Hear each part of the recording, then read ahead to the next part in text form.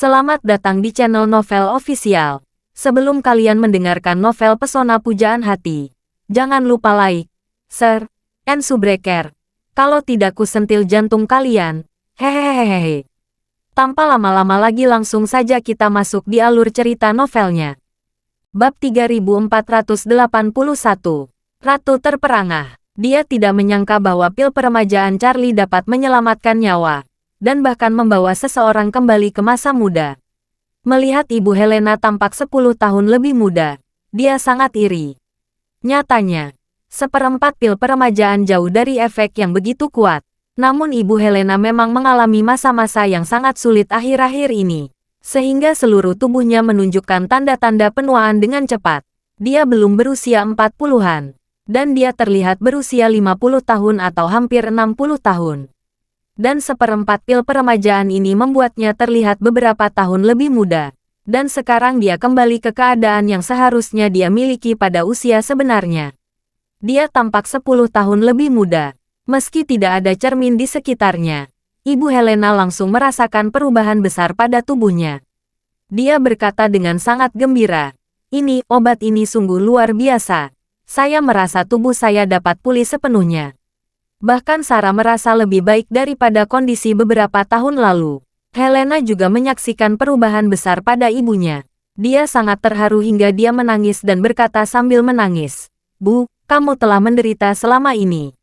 Ibu Helena terkekeh ringan dan berkata, "Berhentilah membicarakan hal itu. Bukankah semuanya sudah berakhir sekarang?" Helena berbalik dan mengambil cermin yang sangat halus dari meja samping berusia seabad. Dia berlari ke belakang dan memegangnya di depan ibunya. Lalu berkata dengan penuh semangat, "Bu, lihat cepat. Tubuhmu mengecewakan. Bahkan penampilanmu juga jauh lebih muda." Ibu Helena menatap dirinya di cermin dengan tak percaya, dan langsung meneteskan 2 baris air mata tak terkendali.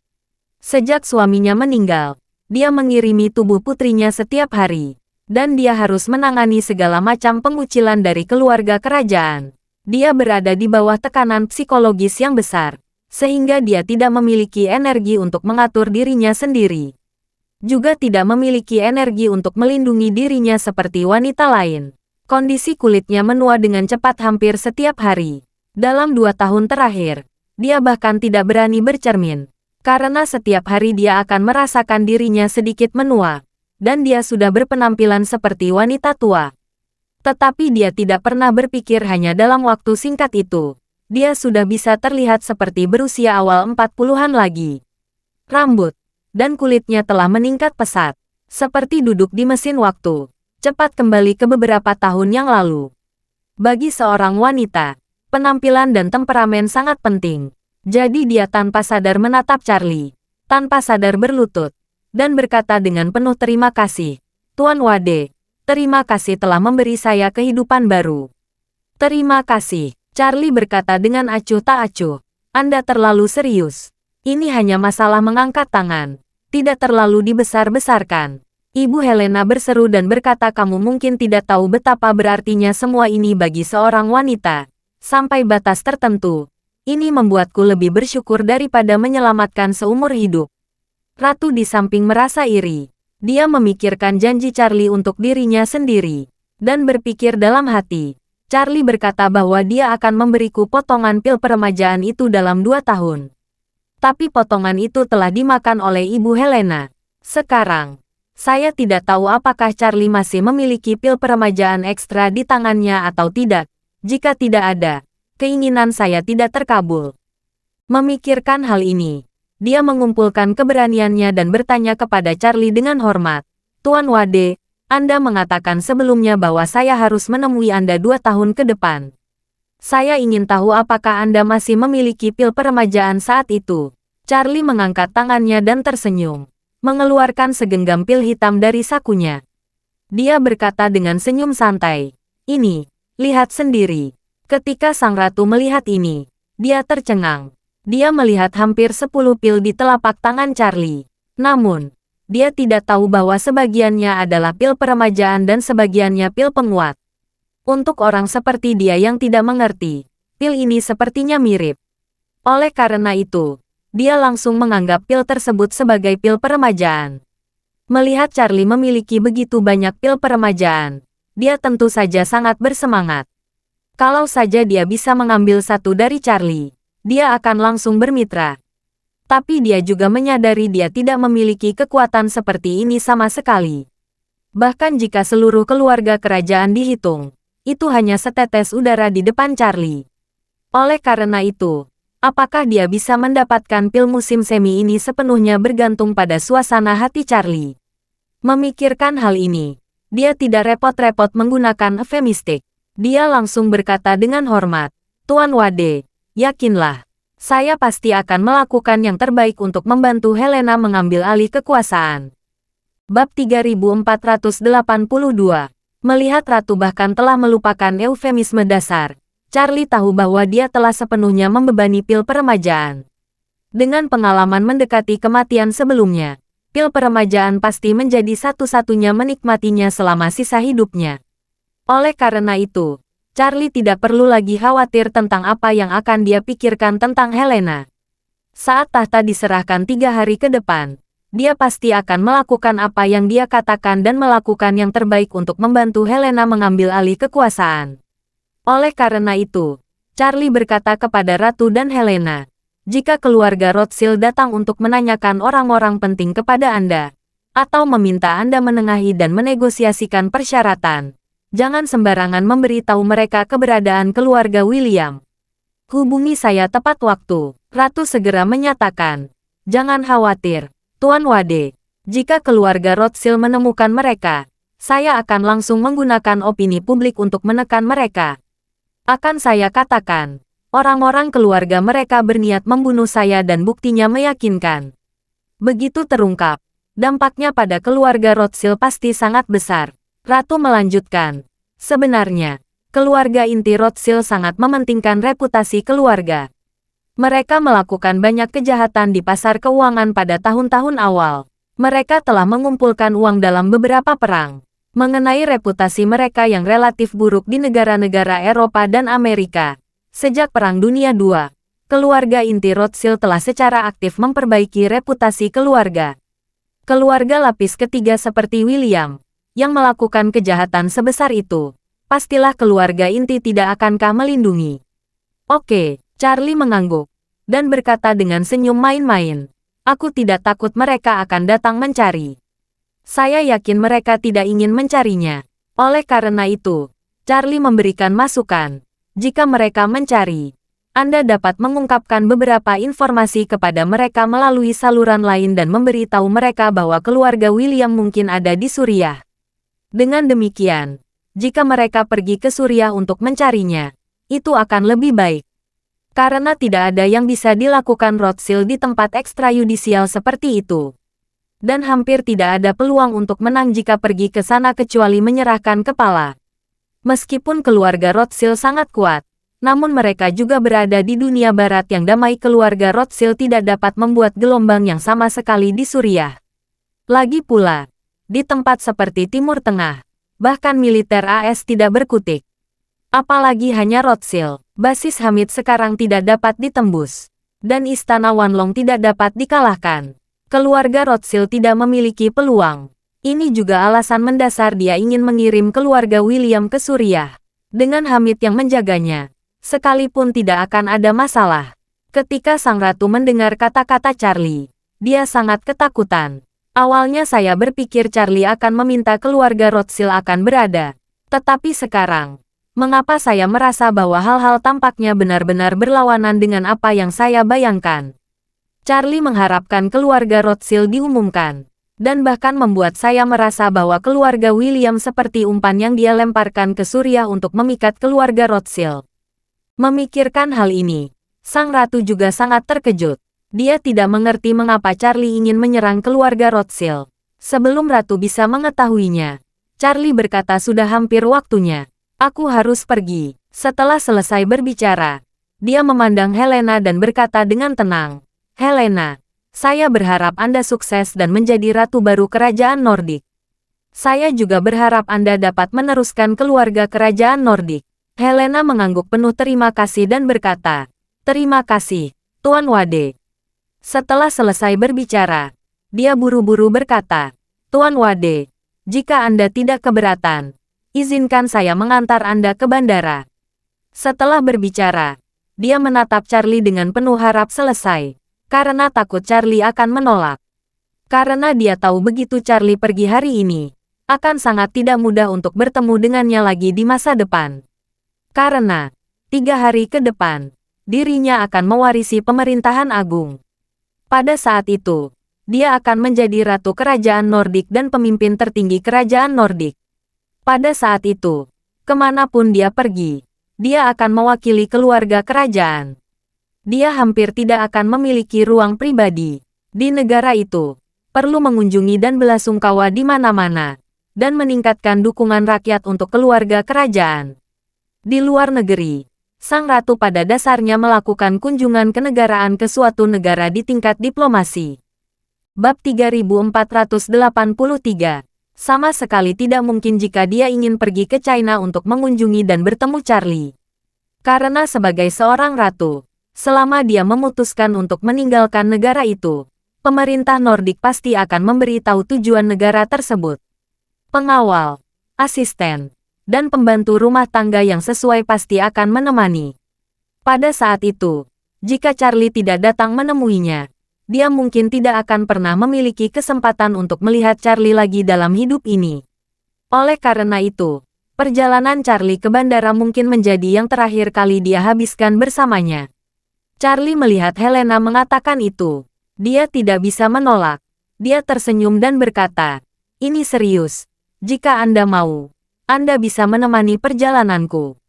Helena menghela nafas lega, dan berkata dengan penuh semangat seperti seorang gadis, "Terima kasih, Tuan Wade." Sang ratu melihat penampilan Helena di matanya, dan dia memahami pikiran Helena. Dia berpikir dalam hati, Helena terlihat oleh Charlie ini, melihatnya seperti ini. Dia pasti sangat menyukai Charlie. Memikirkan hal ini, Permaisuri merasa sedikit menyesal di lubuk hatinya. Ini karena dia mengetahui bahwa perasaan Helena terhadap Charlie dimaksudkan untuk tidak menghasilkan hasil. Nyatanya, karena kerinduannya akan pil peremajaan, dia sangat berharap Helena dan Charlie bisa bersama. Dengan cara ini, Charlie akan menjadi cucu menantunya. Dan dengan tingkat hubungan ini, peluang untuk mendapatkan pil peremajaan menjadi lebih besar.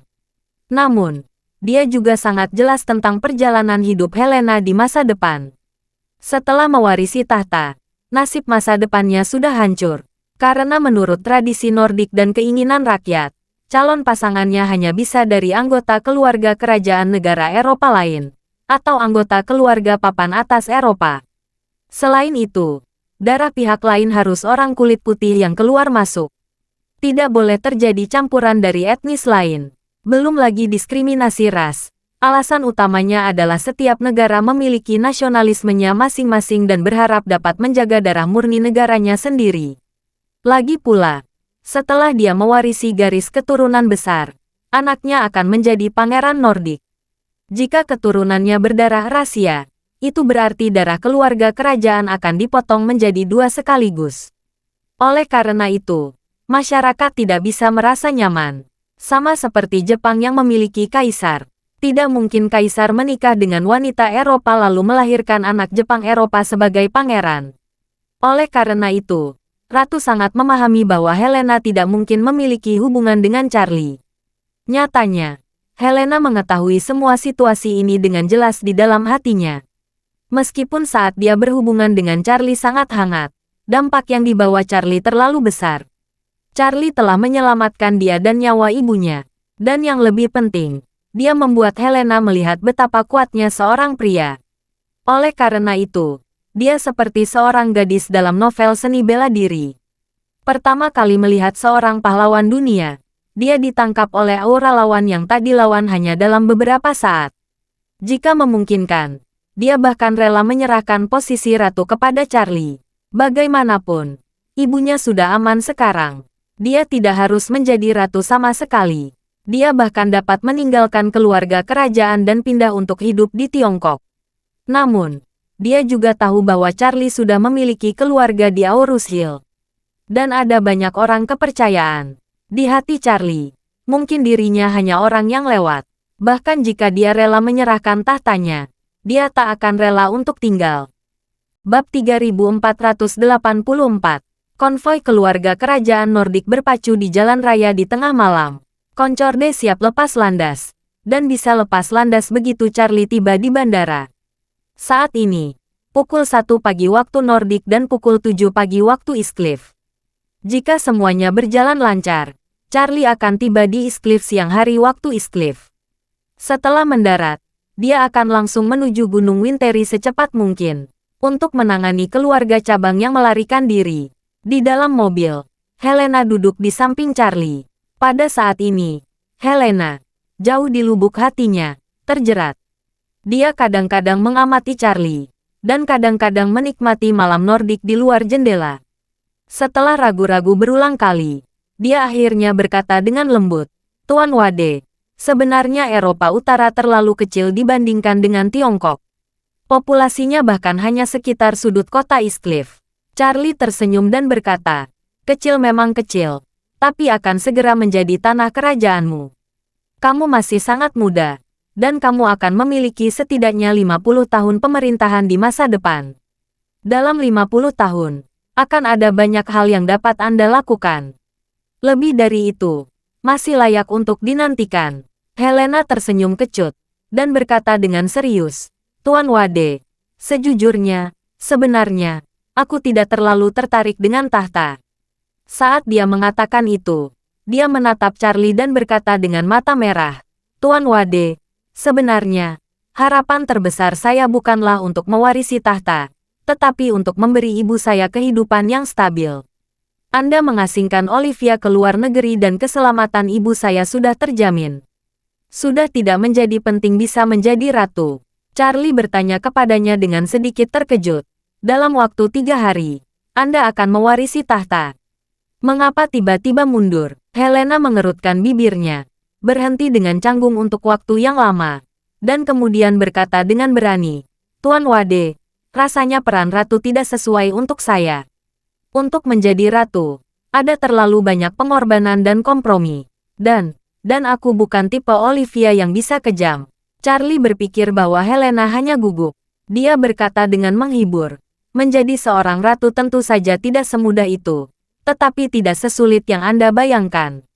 Lagi pula, Anda lebih simbolis daripada aturan sebenarnya di Eropa Utara. Menjadi seorang ratu, begitu banyak keputusan yang harus Anda buat. Jika Anda tidak melakukannya dengan baik, itu tidak akan memengaruhi perkembangan aktual Eropa Utara. Anda hanya perlu menjaga kecintaan rakyat, dan permasalahan ratu ini akan berlalu." Helena berbisik, sebenarnya, menurutku, karena nenek sangat patuh padamu, Anda bisa meminta dia menjadi ratu beberapa tahun lagi. Dalam hal ini, saya juga bisa mendapatkan lebih banyak waktu untuk mempersiapkan diri." Charlie memandangnya dan berkata, "Helena, jika Anda ingin memiliki hidupmu sendiri, sekarang adalah kesempatan yang harus kamu raih. Untuk sementara waktu tidak dapat beradaptasi, itu hanya masalah transisi. Jika Anda bahkan tidak dapat mengatasi transisi ini, lalu ketika Anda bertemu musuh seperti Olivia di masa depan, bagaimana harus menghadapinya?" Helena terdiam sesaat. Dia ingin mundur saat ini karena konvoi semakin dekat ke bandara, dan waktu antara dia dan Charlie semakin sedikit.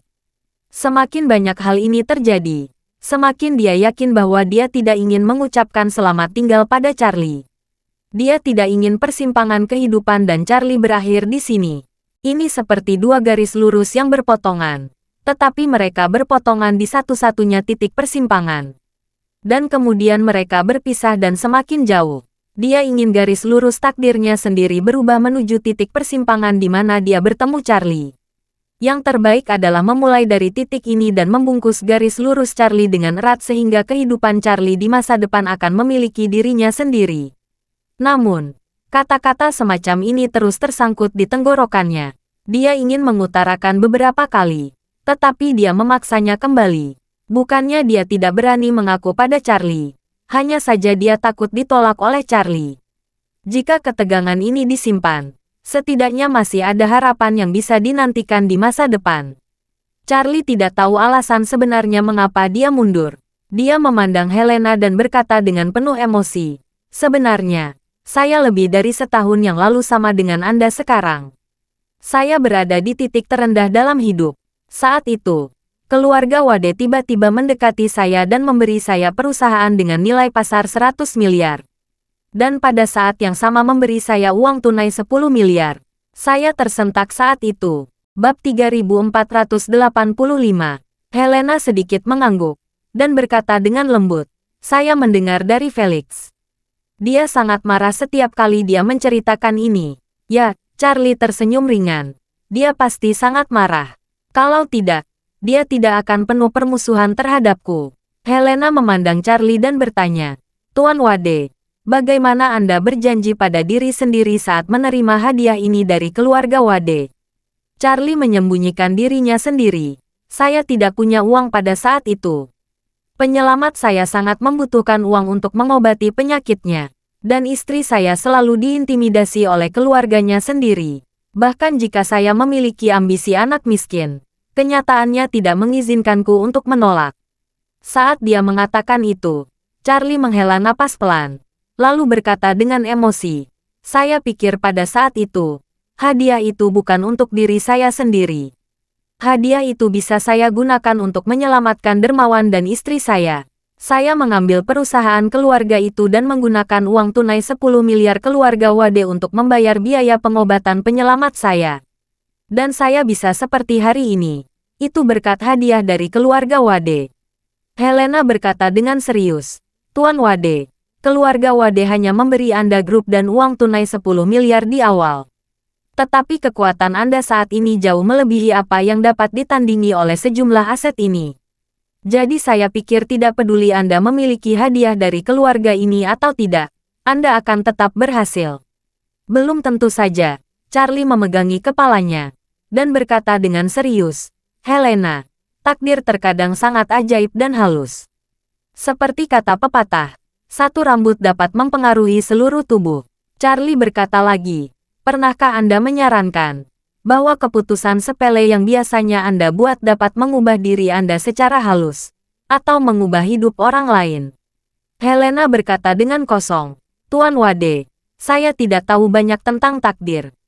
Charlie berkata dengan tenang, "Jika Anda melihat seseorang di seberang jalan dan ditabrak sebuah taksi dan terbunuh, Anda dapat mencoba untuk mendorong lintasan kehidupan orang yang tertabrak dan pengemudi yang menyebabkan kecelakaan itu 10 detik, 10 menit, 10 jam, atau 10 hari." Helena bertanya dengan bingung, "Tuan Wade, apa artinya mendorong melintasi kehidupan?" Charlie berkata dengan tenang, "Itulah yang mereka berdua lakukan sebelum kejadian itu terjadi." Setelah jeda, Charlie berkata lagi, "Mungkin saja Anda sedang melewati tepi jalan 10 detik sebelum kecelakaan. Dan pengemudi tertarik dengan kecantikan Anda. Dia terganggu dan menyebabkan kecelakaan mobil. Mungkin juga 10 menit sebelumnya, Anda naik taksi lain. Pelanggan itu berhenti dan melihat Anda yang cantik. Setelah Anda masuk ke dalam mobil, dia mengemudikan mobilnya ke tempat kecelakaan itu terjadi. Itu sebabnya dia mengalami kecelakaan itu. Mungkin juga 10 jam sebelumnya, Anda mengunggah video di platform video pendek. Teman pejalan kaki ini melihatnya dan meneruskan video ini kepadanya. Setelah menontonnya, dia terpukau dengan kecantikan Anda. Dalam ingatannya dia selalu memikirkan Anda, bahkan ketika dia berada di persimpangan jalan.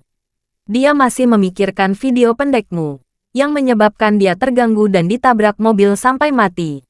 Berbicara tentang ini, Charlie mengangkat bahu dan berkata, "Ini adalah takdir yang saya katana.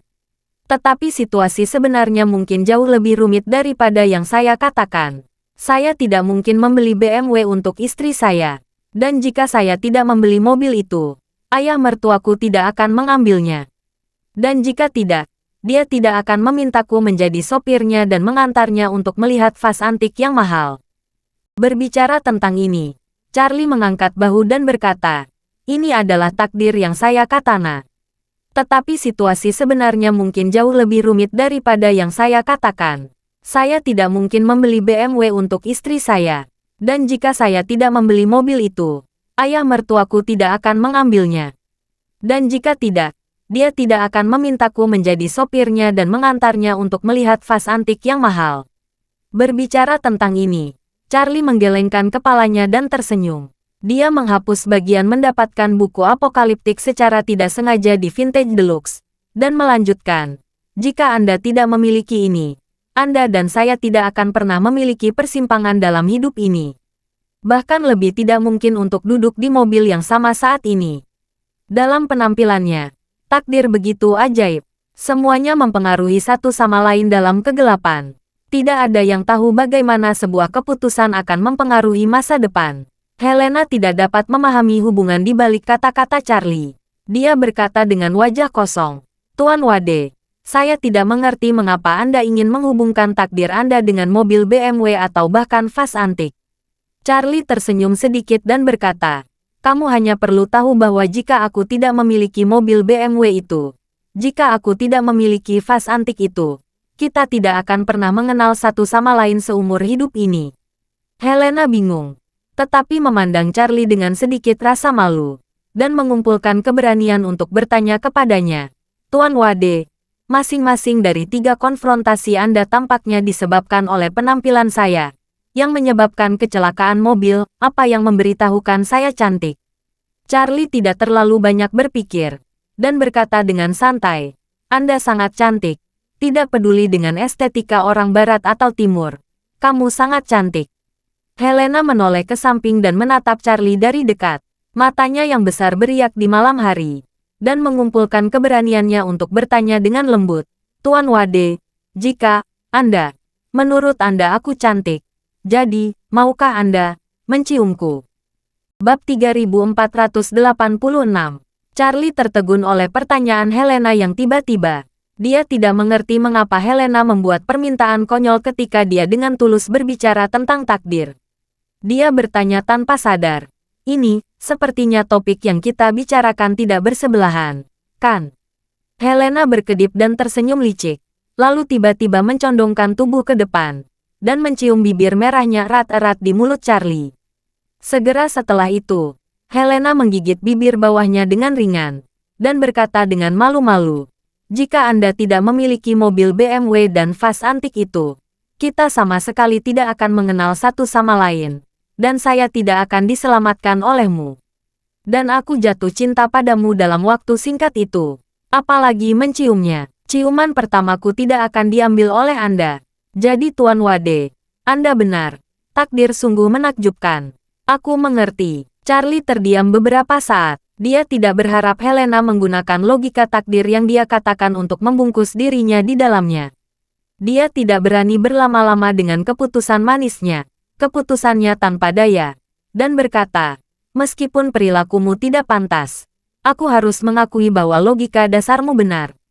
Helena menghindari terjadinya, tersenyum malu-malu, dan berkata, "Sepertinya saya ingin berterima kasih kepada BMW-mu. Jika bukan karena itu, saya mungkin tidak akan pernah memiliki kesempatan untuk bertemu dengan kekasih saya dalam hidup ini." Charlie berkata tanpa daya, "Aku sudah menikah." Helena mengangguk. "Aku tahu." Lalu, Charlie bersenandung, dan berkata, "Anda tidak perlu menaruh kasih sayang saya. Kita baru mengenal 2 atau 3 hari. Anda mungkin berterima kasih atas bantuanku. Belum tentu karena Anda sangat menyukaiku." "Tidak," Helena berkata dengan tegas.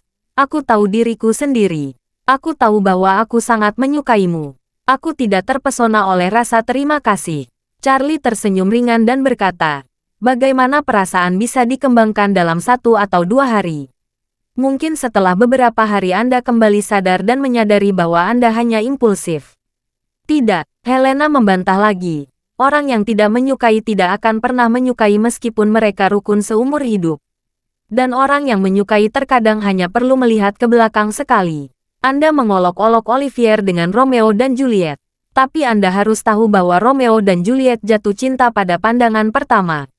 Mereka kenalan hingga jatuh cinta, menikah, hingga melarikan diri Romeo, kematian palsu Juliet, dan akhirnya keduanya mati karena cinta. Hanya butuh waktu, 5 hari. Setelah itu, dia menatap Charlie, tersipu dan berkata, "Jika kita sama dengan Romeo dan Juliet, maka kita sudah saling kenal selama 3 hari. Kita seharusnya sudah menikah sekarang. Charlie terbatuk 2 kali karena malu, dan berkata, itu hanya drama, bukan kenyataan.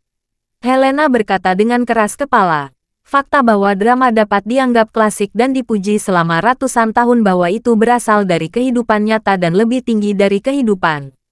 Kalau tidak, bagaimana orang bisa berpikir klasik? Kemudian, Helena berkata lagi, ada juga film klasik modern Titanic. Kapal itu berangkat dari Inggris pada tanggal 10 April dan menabrak gunung es pada tanggal 14 April. Hanya dalam 5 hari, Jack Fromm memperkenalkan hingga jatuh cinta dengan Roy dan kemudian berpisah satu sama lain. Jika kita seperti mereka, kita seharusnya sudah melakukan kontak intim pertama kita di dalam mobil sekarang. Charlie tidak pernah menyangka Helena tiba-tiba menjadi agresif untuk membantah kata-katanya. Dia hanya bisa mengubah topik tanpa daya dan berkata, lihat, Romeo dan Juliet berlangsung selama 5 hari. Dan Titanic juga berlangsung selama 5 hari. Ini seharusnya menjadi konvensi di antara penulis drama barat, dan itu tidak mungkin benar. Helena memandang Charlie dan berkata dengan sangat serius, saya tidak tahu apakah kedua cerita ini benar atau tidak. Yang saya tahu bahwa saya jatuh cinta pada Anda hanya dalam beberapa hari adalah benar. Bab 3487. Setelah itu, Helena bertanya kepada Charlie lagi, Tuan Wade, di Gunung Winteri kemarin, ada begitu banyak orang yang mempercayai Anda. Terlepas dari kehidupan mereka, mereka datang ke Gunung Winteri untuk membantu. Apakah butuh waktu lama bagi mereka untuk jatuh cinta padamu?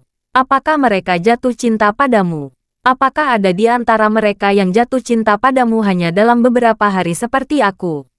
Charlie terdiam sesaat. Di antara orang kepercayaannya, selain Queen, yang dia kenal sejak kecil, ada Jasmine yang paling lama dia kenal sekitar 1 tahun. Waktu dia mengenal Nanako, Sophie, dan Rosalie sebenarnya lebih singkat. Melihat Charlie menyukainya, Helena berkata dengan penuh emosi, Tuan Wade, saya mundur bukan karena saya takut menjadi seorang ratu. Setelah takut menjadi seorang ratu, saya tidak bisa bertemu dengan Anda lagi. Kalau begitu, saya lebih suka tidak menjadi ratu. Aku bisa membawa ibuku ke China dan tinggal di sana. Setidaknya aku bisa lebih dekat denganmu.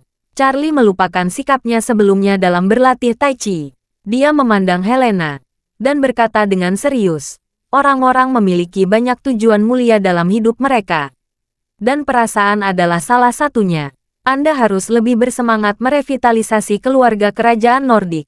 Sama seperti tujuan terbesar saya sekarang bukan lagi untuk menemani istri saya menjalani kehidupan yang baik, tetapi untuk mewarisi perintah ayah saya dan meneruskan keluarga Wade. Saat dia mengatakan itu, Charlie bertanya padanya, jika aku tidak salah, ketika ayahmu masih hidup, dia seharusnya berharap kamu bisa mewarisi tahta, kan?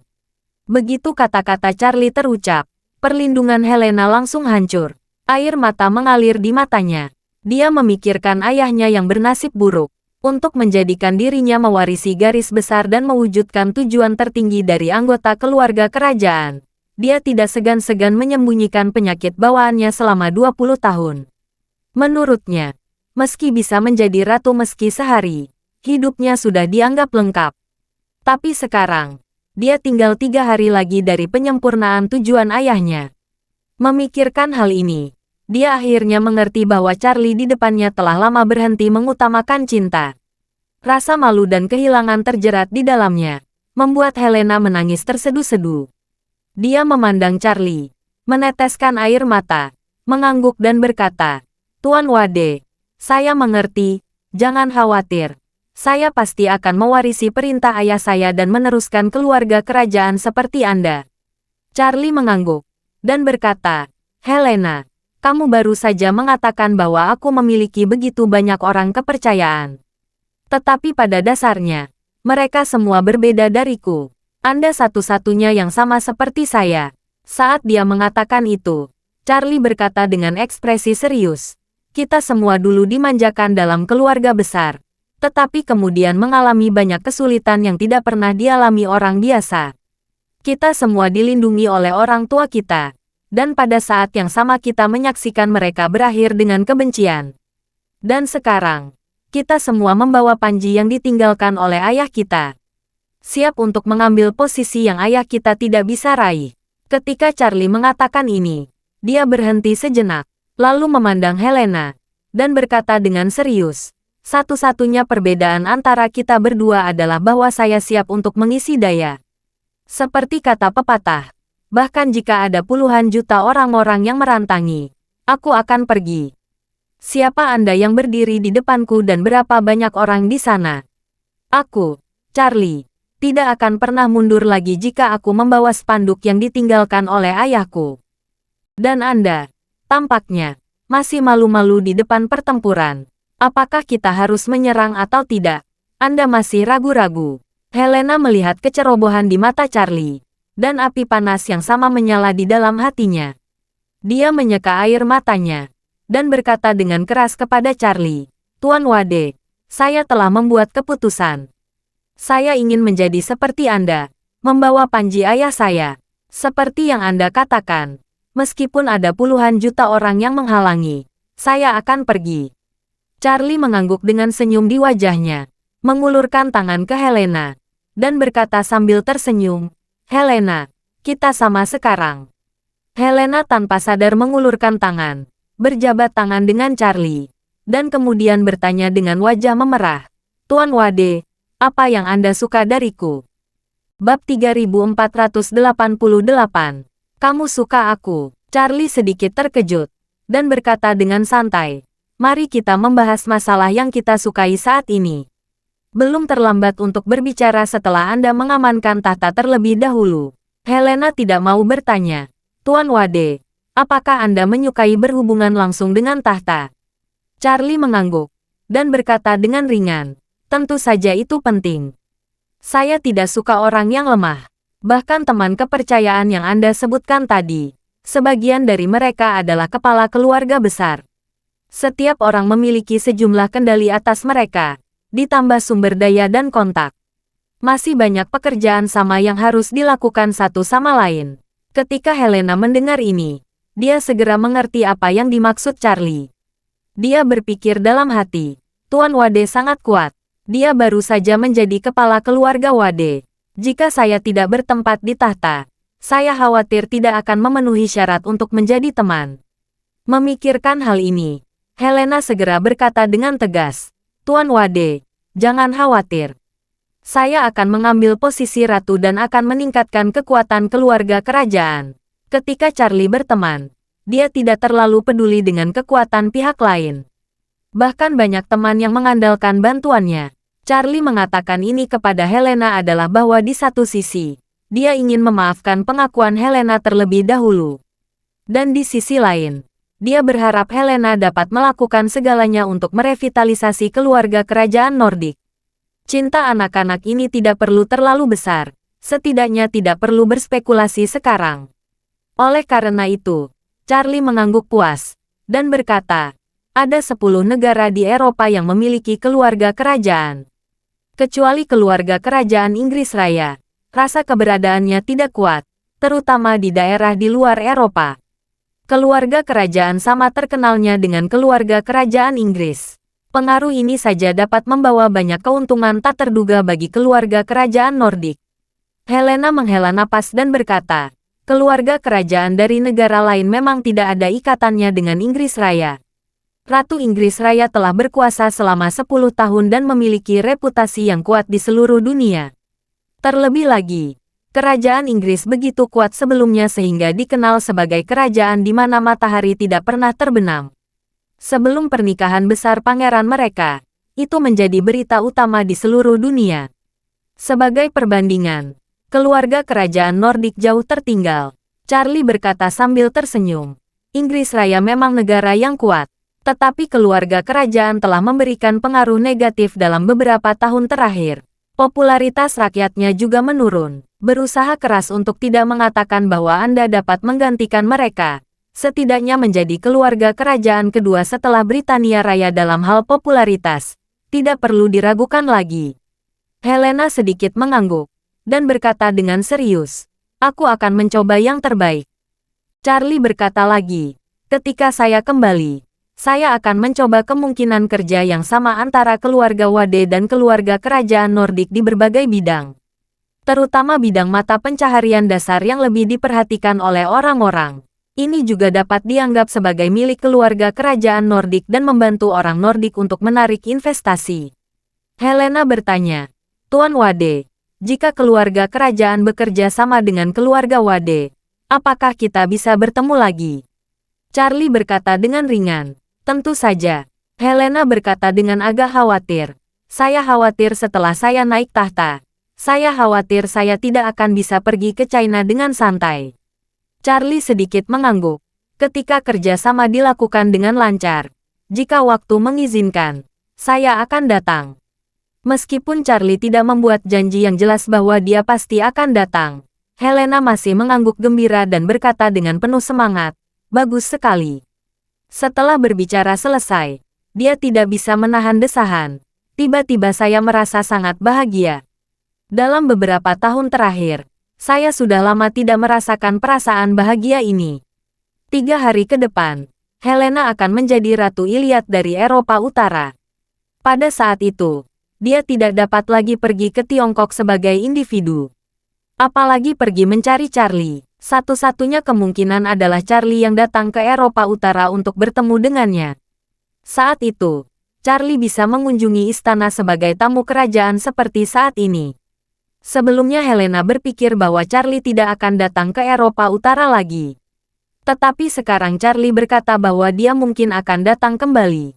Dia sangat puas. Saat ini, konvoi sudah melaju di area bandara dan tiba di hanggar tempat Concorde diparkir. Ketika konvoi berhenti di samping pesawat, Charlie berkata kepada Helena, "Oke, cukup di sini saja. Saya berangkat." Helena berkata dengan ekspresi enggan, "Tuan Wade, saya akan turun dari mobil dan mengantarmu pergi." Charlie menyembunyikannya, dan berkata dengan serius, "Kamu tidak perlu keluar dari mobil. Di tempat umum, Anda akan segera dinobatkan dan menjadi ratu. Jika Anda dilihat orang lain di sini, akan sulit untuk dijelaskan." Bab 3489. Helena ragu-ragu sejenak, lalu mengangguk, dan berkata dengan suara tercekat, "Tuan Wade, jaga dirimu." Charlie sedikit tersenyum, dan berkata, "Sama-sama, Anda punya nomor teleponku. Jika butuh bantuan, hubungi aku." Helena berkata dengan mata merah, "Baiklah, Tuan Wade, terima kasih."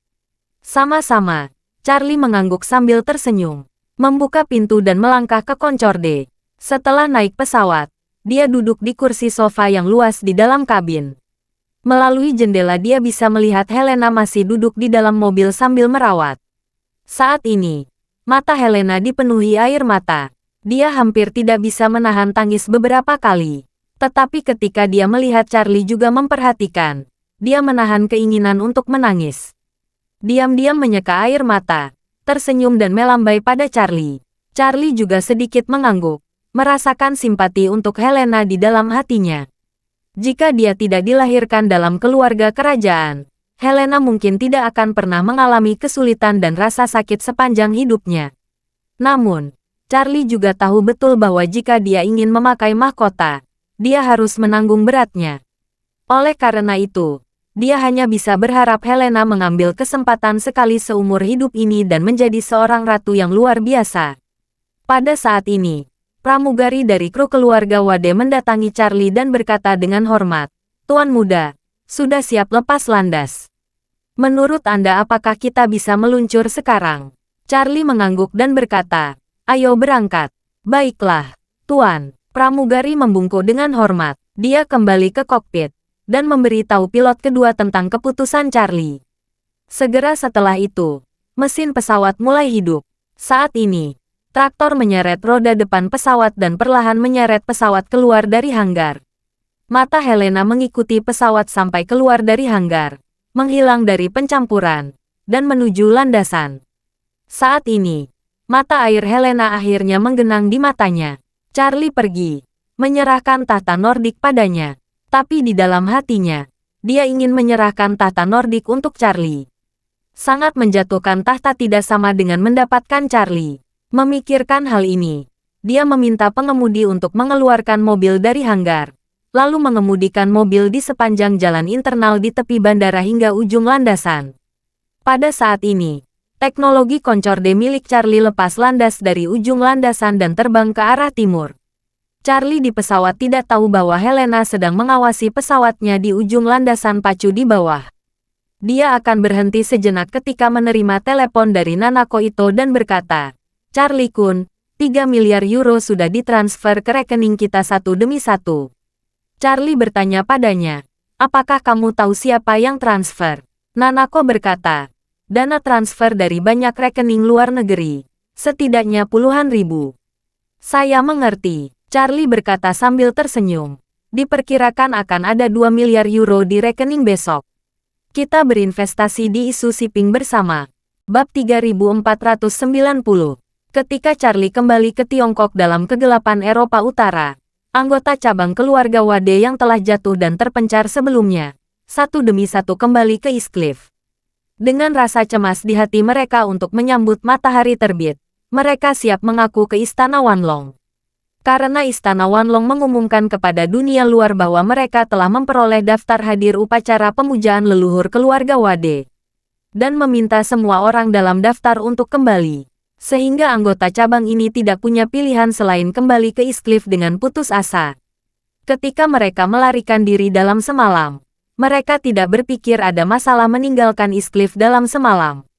Karena dalam pandangan mereka hanyalah anggota garis keturunan keluarga Wade dan tidak mau terlibat dalam kebencian antara Istana Wanlong dan keluarga Wade. Namun, di mata Charlie, masing-masing anggota agunan ini mengandalkan sumber daya keluarga Wade untuk bertahan hidup dan berkembang. Beberapa bahkan mengikuti daging keluarga Wade selama beberapa dekade. Pada saat kritis ini, kelompok orang ini tidak memiliki rasa kekeluargaan. Mereka bahkan mengabaikan dasar-dasarnya, menjadikan mereka lebih buruk daripada orang asing. Karena mereka kejam dan tidak tahu berterima kasih, maka jangan salahkan dirinya akan kejam dan tanpa ampun. Saat ini, anggota cabang keluarga Wade ini, satu persatu, sangat dekaden dan sedih. Mereka masih tidak tahu apa yang menunggu mereka selanjutnya. Bagaimanapun, reputasi Istana Wanlong tersebar luas. Tidak ada yang berani memberitahu organisasi tentara bayaran yang begitu tinggi. Matahari di East Cliff baru saja terbit. Banyak anggota cabang keluarga Wade telah kembali ke kaki Gunung Winteri. Namun, di kaki Gunung Winteri saat ini, tidak ada orang dari Istana Wanlong yang berjaga. Karena semua prajurit Istana Wanlong masih berlutut di Gunung Winteri di depan makam leluhur keluarga Wade. Di kaki Gunung Winteri saat ini ada Stephen dan rekan-rekan seperjuangannya, mantan pasukan Kurtis. Banyak anggota cabang agunan keluarga Wade tiba di Gunung Winteri. Ketika mereka melihat Stephen, seseorang segera melangkah maju dan bertanya, "Pelayan Thompson, di mana orang-orang dari Istana Wanlong? Apakah Anda ingin kami naik?" Stephen tampak meremehkan, dan berkata dengan nada tegas, "Porter, penguasa Istana Wanlong, telah memerintahkan kalian untuk berlutut di kaki gunung dan menunggu dia datang."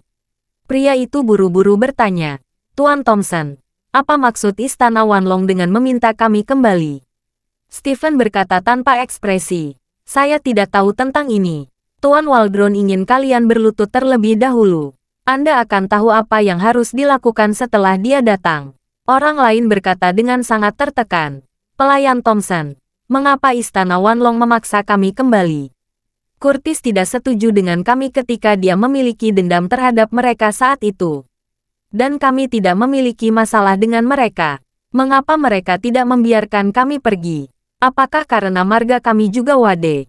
Stephen berkata dengan jijik, "Apa kalian berpikir untuk putus dengan keluarga Wade saat ini? Ketika kalian datang untuk meminta Tuan untuk memberi kalian bisnis beberapa bulan lalu, kalian terus mengatakan akan mengikuti Tuan seumur hidup. Dan kalian siap menghabiskan seluruh hidup berbagi kekhawatiran dan memecahkan masalah bersama. Jadi mengapa kalian mengatakan tidak ada kedamaian dengan keluarga Wade?" Perwakilan dari cabang agunan keluarga Wade bernama Tony Wade itu berkata dengan sangat tidak puas, "Stephen, kamu pelayan keluarga Wade. Mengapa kamu berlagak bermimpi di sini? Aku tahu. Kamu hanya ingin mengejekku karena menggambarkan keluarga Wade. Apakah aku menganggap keluarga Wade? Bagaimana denganmu? Sekarang kamu berdiri di kaki Gunung Winteri, menyampaikan pesan dari Istana Wanlong.